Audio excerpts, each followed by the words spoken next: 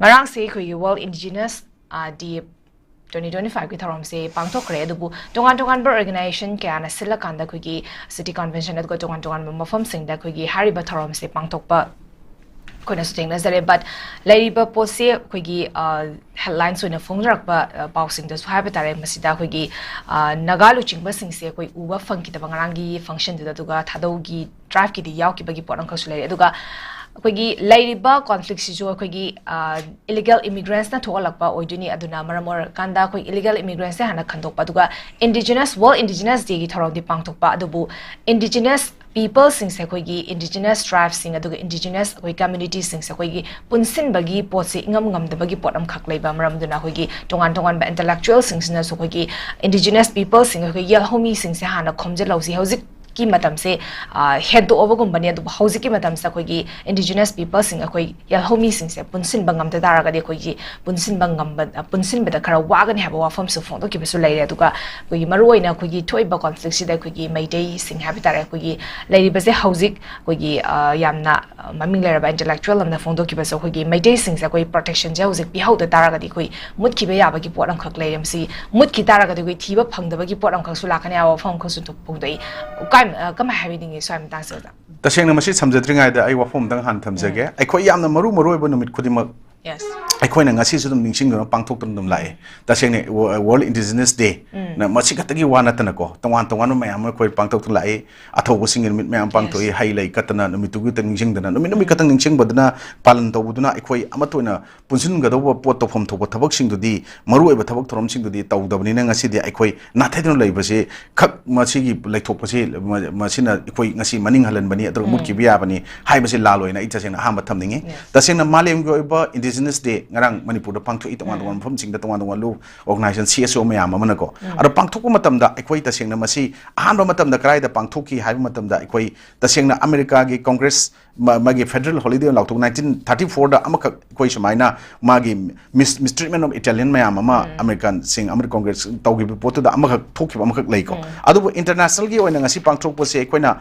23 December 1994 the United Nations General Assembly na decide to give an International Day of One Indigenous People say 9 August every year the observe the Ronan. Although Equina says that Indigenous Day celebration to Kana Magi color and Magi observe to Kangu Singina set Kadabani set Piu can Hibam Lake another audience red set Kadabani Hanako. Karigino Haikanda red and orange symbolize strength, courage and the spirit of indigenous communities Hana Moishamina P. And the Sigi Port Mayam sings Queen Asiatum Kauto a color and easy Karigi Shalamibuno Kaido no Hajabu Narangi Quina Pangto Iba 2025 good team the defending rights shaping future side. Sigi Poseko Manipur to become Trixie and Uganda Sigi Timze Yamna Maruiba Timama Sanaba Poramazu Oi Aduga Handaki when a Mali going to host a report say Koigi the Republic of Korea and South Korea Oiko Korean Oi bit plastic pollution Gobeli Koina must celebrate the focus at the town in a high. Siga Saman and I quite manipulatum to a plastic industry factory Yama Koi government Yadava land won't torment pollution control police no father and Aranhan Mayama Koigi plastic product Koigi disposable glass of pan Toiko. Suma Matic Mataway, I quite a seat in Jangadona, I quite Mate community Sanamay lining Chapasimatum Yam, the Krayam Kaleko. Suppose Aduga Masi Satpasat Loinama Chanamay lining Chapasat was Punsalaga, I quite Mate proofs as soon as the Mali than the Punsala and the Lang, Tramata took the Gi Hena later, but what Amanem. Other than a city, Chapchana constitutional protection say had Pang the Habitariko, Pang the Pankak Chapman Oidi, Adubo, I quite some young bay Madudi Tashan Asobo lining Chapamayama, Mahai Sena had a Christian Dermasatpa, Islam Dermasatpo, Hindu Dermasapor, Quenamadu Yang Uru Wafan in a deco. Sigi Marakta Su Manipur, Kundaraga Marta, Christian Dermasapa, Masapamati, even ST status speedy. The same minority status pangi, port my amatori, Sigi portings that Equina Sumna degi, Maling in a Tibidasu, Masinju Yam, the Masagi or indigenous peoples or yellow fruits or Equimite community, Aduga, Sigi Atoba, Equi community and the High Quigi, Tankulgi, Chinaux in Kabuchinaux, Nagagi protesting, Equinaga, Sing Si, Equi Mokoju, indigenous people in Matega, Mokoga, Limited Degana, Harry was say, Naranga Dumba in the World Indigenous Day, Equi Ayamba, Yautaba, Masigi Posida, so Wanga Madidum Oya. Other ngasi sumba constitutional provision safeguard mayam singsi chapchana constitution na amata pidri phangdri haibi ya na leri matak masi kari gino haibasi masi acho wahangama oidabra haibasi ne bosi prajam yam kon khangadabse aduga kari ge khoi phangdri bno kari gi masi gi khoi masen chingthanari bno haiba potse wahangama ka oi aduna kana na masi tholi bno masi kamain sila ibno haibase yamna masi gi khananingai oiba matam amadi yaure se khoi masi khoi khandaba matam yaure aduga isagi tasengna haragadi tasengna isagi irol isagi iek isagi lining isagi phije chakcha leijaba aikoina ngasi karigi mikha pampham thokno madu chapchana madu aikoina ngasi aikoina nga ga chatpa ngamdabduna tasengna ngasi fruipsi maning hanba fruip amu orakpa mina mapare changjalakba singna khudung chaba lobune lawi aduna tasengna ngasi de hiram khudingda mikha bonbadong ngasi tawriba potse masi aikoina masi section ma mathau tai haibani aduna isagi lining isagi irol iek phining phije chakcha mayam singse masi gi pot mayam singji na chapchana koina ngaknaba amadi chawkhatnaba honadab taragadi indigenous people day or world indigenous day gi celebration tawbagi su wan thok toina leroidraina khalle ta sengna ngasidi tongan tongan ba mapan gi mioi mayam ama aduga akangai mayam ama singna pirakpa comment mayam ama observation views opinion mayam da dum hair isne koisi sinking community oisale aduga constitutional safeguard provision da koi ta sengna madugi pot ngasi upidna thami kai gi no recognition pi da baga chapmane koisi aduga merge taw from matungda after 1949 ye matungda ngasibok leiba mayam singsina lengak paiba mayam singsina ekoi praja sing kem tobide tawna bo khonaraga sung si mai pak tribsi kari gino haiba pot naga singba mayam singse masi ekoi ngasi khanmo mathau tai aduna ekoi yam maru oribsi ekoi gi mihut Mikhal amade mirep singse masigi ahumjigi em ahumje haib tareko masigi ahumse masigi yosabi makong ahumse karmaina kalhanjige haibse prajai koigi voter oriba koigi su voting right phangibe koigi su ithogdang ne masigi mayam singse aikoina ta sengna hargadi chawkhatlabjen gi samaj gi marakse de koi ahumba ka amade adum ubula kani ubulai aduga lakani laigani adu targa su aikoigi mayam sing chana jaramba mayam sing loina kauktu oganda aikoina ngasagi koigi princely state amo orambadagi democratic state amo Indian Union the pull kanda laibada hojikse democracy se karino se wahan thokse koina ningthi jana mapung phana khangdribra natraga hanba haitribra natraga na koina udribra pot am khak taroga laiba potnina hoji yam luba pot ama oiraga laire aduna masigi tasengna haigadi koi kanglon kaina koi mayam ama tawriba pot mayam se chumthokmina mathau tai natraga de koina mayam ama masi yawbiu haiba natraga si tawdabya de haina force tawbuji mingonda yasu yaroiba ko aruga yong koi gi indigenous kano si people day celebration se koi gi tawgani na hairanga leram kanda haib tare ko international indigenous day se koi kano da city convention yam chaw pangthok tawkan de koi marup haib tare oja sangka sarna khudakta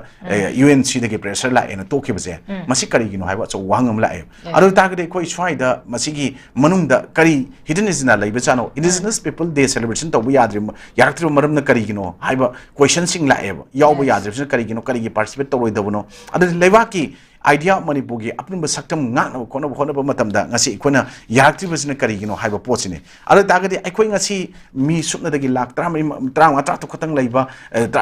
trampan kun pho phadra ba aikoi gi furu kanglup sina ngasi leiriba status siga ikona phangiba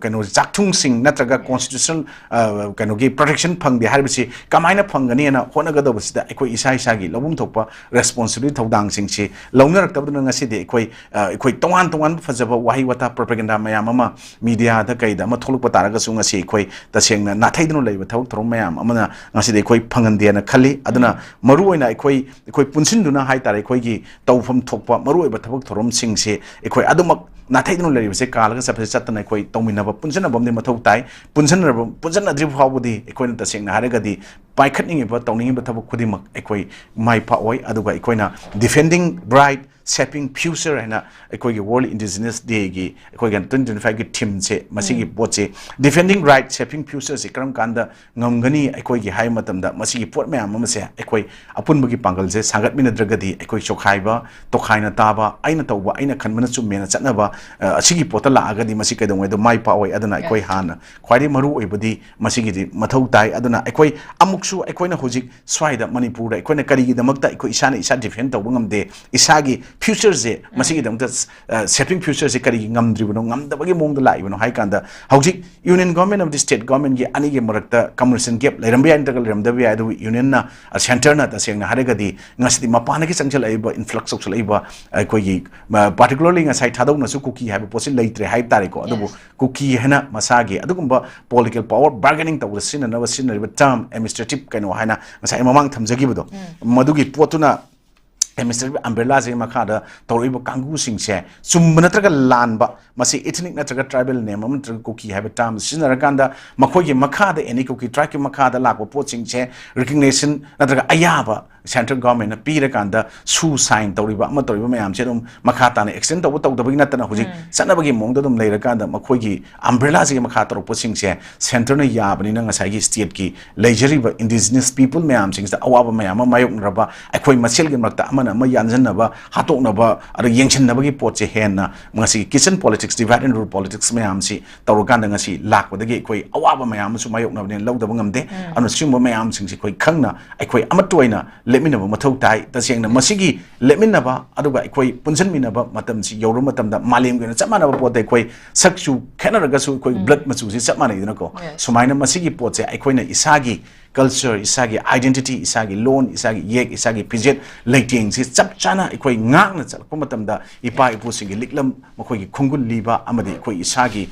sense of nationalism ꯄꯦꯇ꯭ꯔꯣꯇꯤꯖꯝ ꯃꯌꯥꯝꯁꯤꯡꯁꯦ ꯂꯩꯕꯥꯛ ꯅꯨꯡꯁꯤꯕꯒꯤ ꯋꯥꯈꯜꯂꯣꯟꯁꯤꯡꯁꯦ ꯂꯩꯒꯅꯤ ꯅꯠꯇ꯭ꯔꯒꯗꯤ ꯑꯩꯈꯣꯏ ꯉꯥꯏꯍꯥꯛꯀꯤ ꯐꯖꯕ ꯋꯥꯍꯩ ꯋꯥꯇꯥ ꯃꯌꯥꯝ ꯑꯃ ꯐꯖꯕ ꯄꯨꯊꯣꯛꯑꯒ ꯑꯩꯈꯣꯏ ꯉꯥꯛꯇꯅꯤ ꯈꯪꯗꯦ ꯃꯤꯗꯤꯌꯥꯒꯤ ꯃꯥꯡꯗ ꯐꯝꯃꯒ ꯄꯨꯊꯣꯛꯑꯒ ꯉꯥꯡꯉꯒ ꯋꯥꯖꯥꯎ ꯉꯥꯡꯉ ꯂꯩꯕꯗꯨꯅꯗꯤ ꯂꯩꯕꯥꯛꯀꯤ ꯅꯣꯡꯃ ꯅꯣꯡꯃꯒꯤ ꯃꯅꯨꯡꯗ ꯁꯨꯝ ꯆꯥꯔꯕ ꯀꯪꯁꯤꯜꯂꯛꯑꯕ ꯑꯗꯨꯒ ꯇꯁꯦꯡꯅ ꯍꯥꯏꯔꯒꯗꯤ ꯎ ꯑꯀꯪꯕꯗ ꯃꯔꯥ ꯇꯥꯍꯜꯂꯨ ꯍꯥꯏꯕꯒ ꯆꯞ ꯃꯥꯟꯅꯕ ꯄꯣꯠ ꯑꯃꯗ ꯉꯁꯤ ꯂꯥꯛꯏꯕ ꯄꯥꯡꯈꯛ ꯑꯣꯏꯔꯕ ꯏꯔꯝꯗꯝ ꯀꯪꯂꯩꯆꯥ ꯀꯪꯂꯩ ꯐ꯭ꯔꯨꯠ ꯀꯪꯂꯩꯄꯥꯛꯁꯤ ꯂꯩꯔꯤꯕ ꯈꯨꯗꯤꯡꯃꯛꯀꯤ ꯑꯩꯈꯣꯏꯒꯤ ꯏꯟꯗꯤꯖꯤꯅꯁ ꯄꯤꯄꯜ ꯈꯨꯗꯤꯡꯃꯛꯀꯤ ꯌꯥꯝꯅ ꯋꯥꯕ ꯇꯥꯡꯄꯨꯡꯁꯦ ꯀꯩꯗꯧꯉꯩꯗ ꯀꯟꯕ ꯉꯝꯃꯣꯏ ꯃꯁꯤꯗꯤ ꯆꯞ ꯆꯥꯅ ꯑꯩꯈꯣꯏꯅ ꯑꯦꯛꯖꯥꯝꯄꯜ ꯑꯣꯏꯅ ꯄꯤꯖꯧ ꯍꯥꯏꯔꯒꯗꯤ ꯎ ꯑꯀꯪꯕ ꯑꯃ ꯃꯇꯦꯛ ꯑꯃꯗ ꯃꯁꯤ ꯃꯔꯥ ꯇꯥꯍꯜꯂꯒ ꯍꯧꯍꯜꯂꯨ ꯍꯥꯏꯕꯒ ꯆꯞ ꯃꯥꯟꯅꯕ ꯄꯥꯡꯈꯛ ꯑꯣꯏꯅ ꯂꯩꯕꯁꯦ ꯑꯩꯈꯣꯏ ꯄꯨꯟꯖꯟꯅꯗ꯭ꯔꯒꯗꯤ ꯃꯁꯤꯒꯤ ꯄꯣꯠꯁꯤ ꯀꯟꯕ ꯉꯝꯃꯣꯏ ꯆꯞ ꯃꯥꯟꯅꯅ ꯃꯁꯤ ꯊꯧꯗꯣꯛꯁꯤ ꯊꯣꯛꯑꯀꯥꯟꯗ ꯑꯩꯈꯣꯏ ꯃꯁꯤ ꯑꯋꯥꯕꯗ ꯃꯊꯛꯇ ꯑꯋꯥꯕ ꯍꯥꯞꯄ ꯑꯣꯏꯒꯅꯤꯅ ꯑꯩ ꯁꯨꯃꯥꯏꯅ ꯊꯝꯖꯒꯦ